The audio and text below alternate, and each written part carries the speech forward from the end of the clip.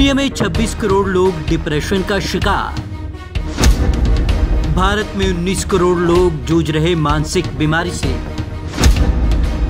हर साल 8 लाख लोग करते हैं आत्महत्या। वर्ल्ड इकोनॉमी को हर साल 75 लाख करोड़ का नुकसान।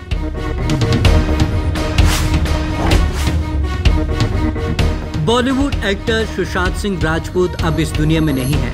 रविवार को उन्होंने मुंबई स्थित अपने घर में फांसी लगाकर आत्महत्या कर ली।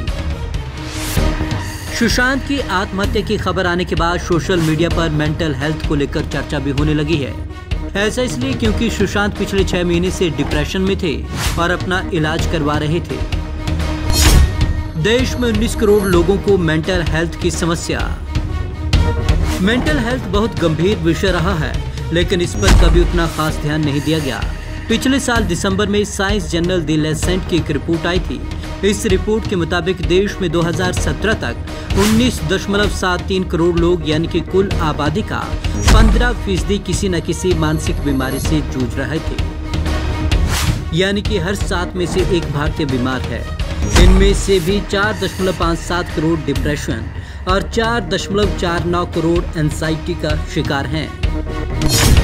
हर साल 8 लाख लोग कर लेते हैं खुदकुशी। WHO के आंकड़े बताते हैं कि हर साल 8 लाख लोग मानसिक बीमारी से तंग आकर आत्महत्या कर लेते हैं। इसके अलावा हजारों लोग ऐसे भी होते हैं जो आत्महत्या की कोशिश करते हैं। आत्महत्या की सबसे बड़ी वजह डिप्रेशन। आत्महत्या की सबसे बड़ी वजह डिप्रेशन और एंजाइटी है। WHO के मुताबिक दुनिया भर में 26 करोड़ से ज्यादा लोग डिप्रेशन से जूझ रहे हैं। 15 से 29 साल की उम्र के लोगों में आत्महत्या की दूसरी सबसे बड़ी वजह डिप्रेशन ही है। भारत में आंकड़े और भी चौंकाने वाले। भारत में इसके आंकड़े और भी चौंकाने वाले हैं। WHO के मुताबिक भारत में हर साल 1 लाख लोगों में से 16.3 लोग मानसिक बीमारी से लड़ते लड़ते आत्महत्या कर लेते हैं। इस मामले में भारत रूस के बाद दूसरे नंबर पर है। रूस में 1 लाख लोगों में से 26.5 लोग सुसाइड करते हैं। 5 साल में 52,000 लोगों ने की खुदकुशी। वे नेशनल क्राइम रिकॉर्ड्स ब्यूरो यानी कि NCRB के आंकड़ों के मुताबिक 2013 से लेकर 2018 के बीच 52,526 लोगों ने मानसिक बीमारी से तंग आकर आत्महत्या कर ली। डिप्रेशन की वजह से इकोनॉमी को होता है नुकसान। मानसिक बीमारी का असर न सिर्फ हमारे अपने जीवन पर बल्कि हमारे काम, हमारे दोस्त, रिश्तेदारों से संबंध, हमारे सामाजिक जीवन पर भी पड़ता है। डिप्रेशन और एंजाइटी 2 बड़े रोग हैं जिससे सबसे ज्यादा लोग पीड़ित हैं।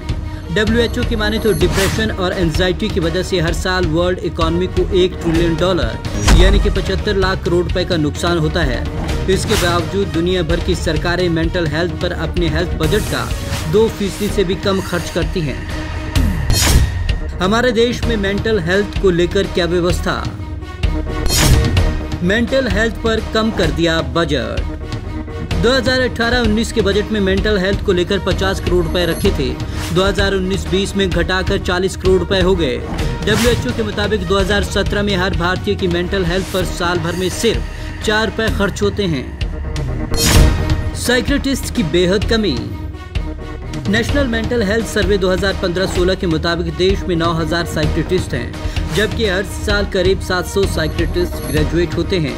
हमारे देश में हर साल 1 लाख आबादी पर सिर्फ 0.75 साइकियाट्रिस्ट हैं, जबकि इतनी आबादी पर कम से कम 3 साइकियाट्रिस्ट होने चाहिए। इस हिसाब से देश में 36,000 साइकियाट्रिस्ट होने चाहिए। अस्पतालों में बेड की भी कमी। हमारे देश में न सिर्फ साइकियाट्रिस्ट बल्कि बेड की भी कमी है। WHO के मुताबिक 2017 में देश में मेंटल अस्पतालों में हर 1 लाख आबादी पर 1.4 बेड थे, जबकि हर साल 7 मरीज भर्ती होते थे।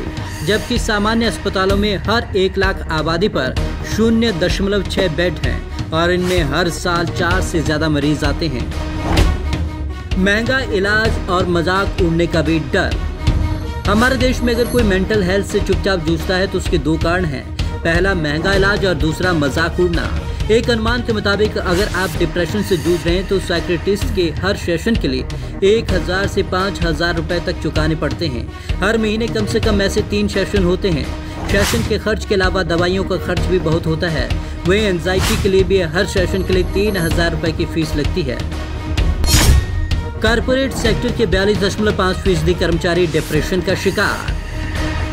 2015 में associate chambers of commerce and industry of India यानी कि एसोचैम ने कारपोरेट कर्मचारियों पर एक सर्वे किया। इस सर्वे में शामिल 42.5% कर्मचारियों ने डिप्रेशन या एंजाइटी से जूझने की बात मानी। इतना ही नहीं, 38.5% कर्मचारी रोज 6 घंटे से भी कम नींद लेते हैं।